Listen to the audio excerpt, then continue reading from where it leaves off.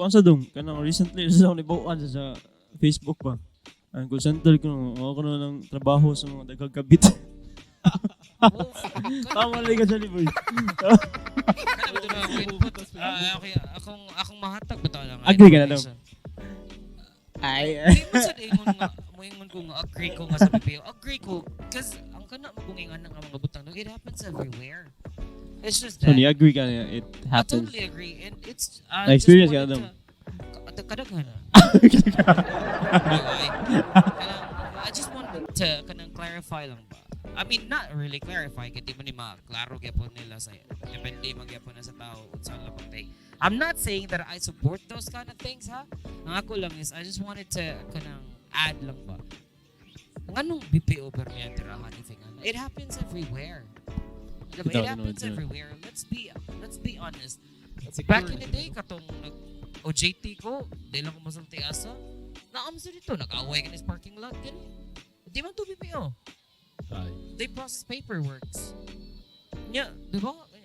Ano ko, ang kuhan mo, ipa-hype lang sa imo, sa kanya, ingon ka man, ang imong, anang kuhan kay, experience or before madunggan mo nga ang BPO, kanang sa base sa statistics, mas daghan og kanang prone sa kanang AIDS na sakit.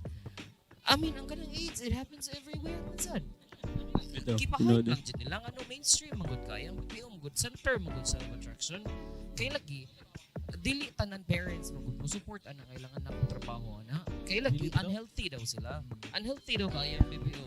If it's unhealthy, did you even try to think, anong na mga 40 years old na mga apply BPO? Doon no kami to. Let's go na kay mga kanang kauban sa una o ano 60 senior citizen na.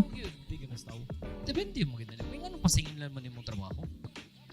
Pwede rin ka moingon nga pareha ng basketball. Moingon ka nga. Ay, kanang basketball. Kuan jud kay na ay kanang bati jud ka na magsukmag kayong guna pero is it really all the time? Dili. I-blame tayo nimong basketball nga nung isang magaya mga tao. Dili biya. They played. It could be nada sila sa temper. Daghan good kay kag dapat i-consider. So ang ako lang is, I'm not trying to kanang praise or trying na kanang ansa na defend ang BPO. Ha? Ang ako lang is kanang let's all respect. Let's all set boundaries ba? Because wala mo gud ka kabalo. Sige kag bash ana. Sige kag butang og kanang mga bati sa BPO. Wala ka kabalo mo gud nga naka-offend kag tao ba? Because who knows, ang BPO nagsalbar nila sa kalisod, diba? Agi daghang pamilya nga ako, makaingon ko nga mo nag-solve. I mean, ang BPO dyan naghatag na ko. Like, tanan ng anak ko karon. Hatag og gon kanang lami og pagkaon sa mga bisa. Mao nagsulti na sa last episode. Which is, let's be honest, mao sa jud biya Tinood, diba? Tinood. Sa una, di ko ka-afford na samgyup. Uy, sige ako pugko-pugko, mangubit paglumpia. ako sa ato mga dato na kau Jollibee. Oh, Tinood eh. karon bisa kada adlawon pa. Imagine jud nimo dong kung adto lang jud ka sa minimum wage jud. Do you think na nakakadala sa status nimo karon? Kaayo. Or sa BPO nga kuan, di ba? Wow, eh. Again, much respect sa katong mga minimum wage earner ha. Much respect. Ang amo lang nihatag lang mi sa mong insights. Wala mi nag-discriminate. Wala. And wala, it never crossed on our mind yun nga mo discriminate or unsa, because we totally respect kung unsay naghatag og food nimo karon, unsay kanang source of income nimo, basta di lang illegal, go on. Sure.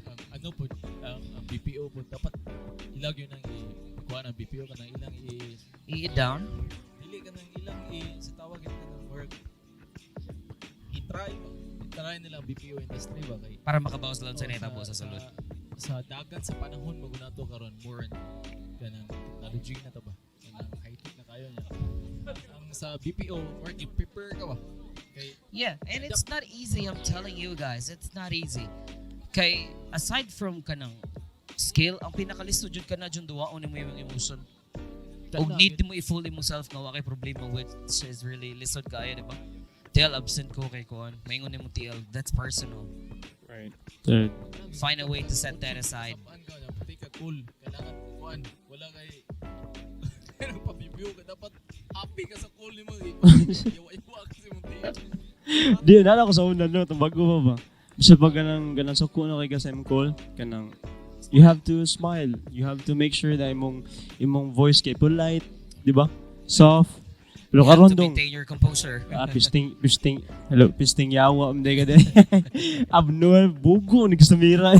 Ikaw pa yung mga saba. It's just yun. I mean, ilaha man sad na. Ilam ng opinion. We're all entitled man sa atong opinion. But let's be careful with those opinions, guys, because kung ko ta kabalo nga naka-offend na tao ba. Tinood. And unsa man ninyong ground para nga naon ninyo ang trabaho? Mao ginawang question. Unsa yung ground para yung nga naon? Tungod kay wala makapasar sa initial interview or para ninyo ayun, let's go get rid of those mentality nga ang BPO pang bugo siya nga trabaho because it's not true. I'm telling you, that's not true. Daghan kaayo cum laude nga classmate na noon. Daghan kay cum laude nga nakauban nga mga daghan kay certificates. Try to ask them kung unsa ka lisod. Manghilak kung ganin ang uban. Di ba? Manghilak kay di daw nila kaya lisod daw kaayo. Which is lisod man sad gid siya.